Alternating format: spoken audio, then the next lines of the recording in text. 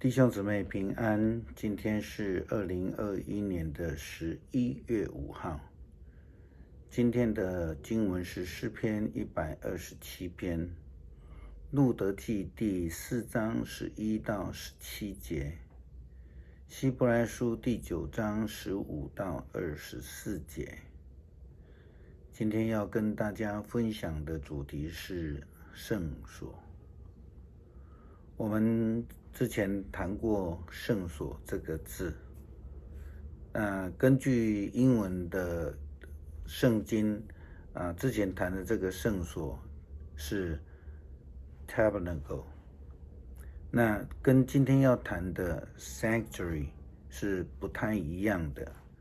两个字虽然都可以翻译为圣所，但基本上它的意义却是很不相同的。之前我们谈过 tabernacle， 那今天我们要看这个 sanctuary。那通常我们在讲礼拜堂，有时候会讲 chapel 或是 church。那在礼拜堂，在美国的时候，在讲礼拜堂或是教会的礼拜堂这个地方，特别会使用 sanctuary 这个字。那到底 sanctuary 这个字的意思是什么？那英文的解释上面，它是说，在当一个人被追逐迫害或是遇到有其他危险的时候呢，能够提供一个安全的处所或是避难所。那我们如果从自然界的类似说鸟类来讲，就说鸟类的保护区那英文是说 refuge of safety from pursuit, persecution or other danger。然后自然的是说 a nature reserve。希伯来书的经文提到的圣所，我们说 holy place， 有两个今天的经文里面，一个是指地上的，一个是指天上的。希伯来书说，这些仿照天上的样式所造的器皿，必须用这个方法洁净，但是天上的器皿必须用更好的祭物去洁净。基督并没有进入人手所造的圣所，那不过是真的圣所的副本。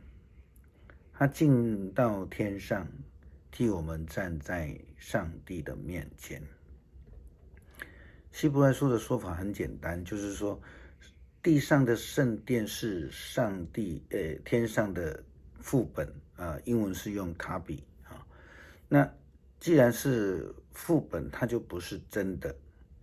因此希伯来书说耶稣基督没有进入人手所造的圣所，因为人手所造的圣殿不是真的圣殿，天上的圣所才是上帝所要赐给众人的避难所。因为耶稣基督是永远的大祭司，借着他的牺牲带给了世人的安慰，带给世人安息避难的处所。希伯来书第9章第15节说道，因此基督成为这新约的中间人，为要使上帝所呼召的人能够领受他所应许永恒的福泽。这事的成就是借着死，这死释放了他们在头一个约下所犯的罪过。借着这样的救恩，我们就可以进入了属天的避难所。路德与波阿斯的结婚，基本上就是这样的一个概念。我们之前也有提过，拿俄米跟路德他们两个其实从旷野回来的时候呢，要前往伯利恒，他们是没有盼望的。对这两个没有盼望的人来说，波阿斯他愿意负起这个亲人的责任与路德结婚，那就等于给这2位没有盼望的人有一个避难之所。圣经里也多次以婚姻来形容人跟上帝的关系。进入这样的婚约关系，其实就是进入了上帝为我们所预备的避难所。我们不再惊吓，不再惧怕，不再迷惘。耶稣基督曾经就说道：你们心里不要忧愁，你们信上帝也当信我。在我父的家里有许多的住所，若是没有，我就早已告诉你们了。我去原是为你们预备地方去。我若去为你们预备的地方，就必再来接你们到我那里去。我在哪里，叫你们也在哪里。我往哪里去，你们知道，那条路你们也知道。这是记载在约翰福音第14章第1到第4节。这是从犹太的结婚的文化来谈天国的一个概念。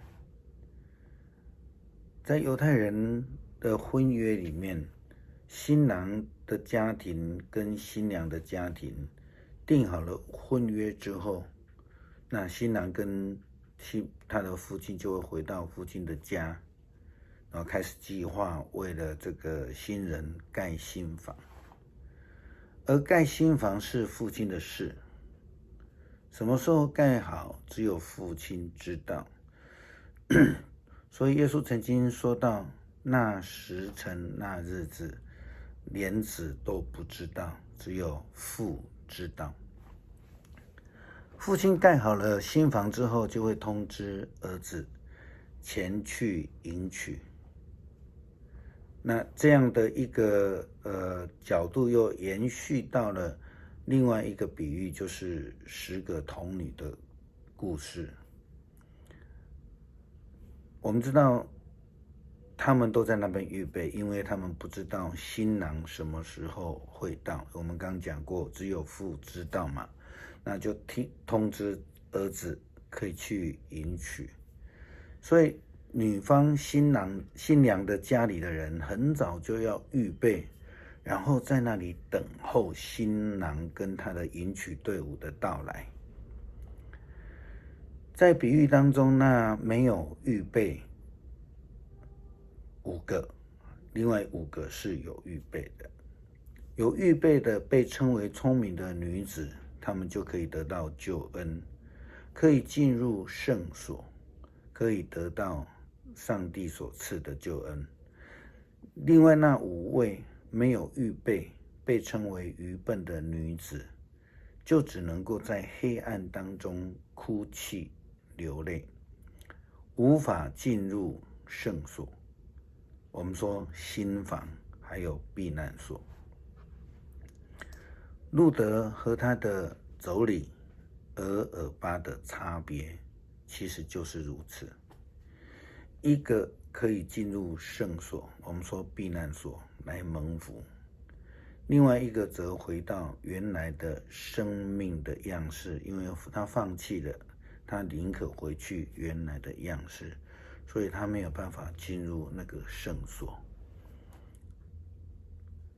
今天的诗篇是127篇，我们要一起来读，然后做一个简单的祷告。要不是上主建造房屋，建造者的工作就都无效；要不是上主守护城池，看守者的守卫就都徒劳。早起晚睡，为生活整天劳碌是枉然，因为上主赐安眠给他所爱的人。儿女是上主所赏赐，子孙是他赐给我们的福分。人在年轻时所生的儿子，就像战士手上的剑，剑袋里装满这种剑的人，多么有福啊！他在城门口跟仇敌争辩，不致失败。恳求主怜悯我们的软弱，赐下救恩，让我们得以进入圣所，从我们的生命困境当中，能够进入避难之处，得安息。阿们。